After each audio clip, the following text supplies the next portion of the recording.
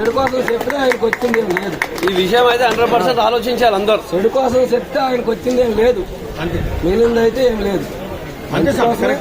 ఇందులో నలుగురు మంచిగా ఉండాలి, ఆ గ్రూప్ కూడా అలాగే ఉండాలంటే చాలా మంది లాలాపేటలోనే ఈ గ్రూప్ని చెడగొట్టాలని చూసిన వాళ్ళు ఉన్నారు.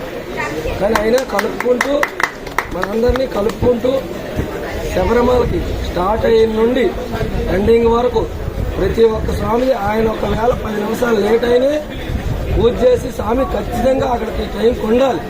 మీరు వెళ్ళి ఉండండి. 12 గంటల రాత్రి స్నానం చేయించి ఏ గురుస్వామి నైట్ నిద్ర బాగుంటుండాలి మనతో పాటు.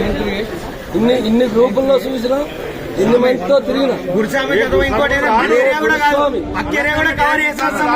అలంకారణకైతే ఏ గురుస్వామి వచ్చి అటెండ్ అయి నిద్ర పోగొట్టుకునేది లేదు. అలాంటిది మన గురుస్వామి కొన్ని మంది మనలో లేకపోయినా కానీ ఆయన వచ్చి ఉంటాడు. అదొక్కటి అందరూ గమనించాలి. గురుస్వామి పూజ పోతున్నాడు, ఎడిపోతున్నాడు, పలానా గురుస్వామి అంటే నేర్చుకుని అది కానీ కలుపుకుంటూ పోవాలి.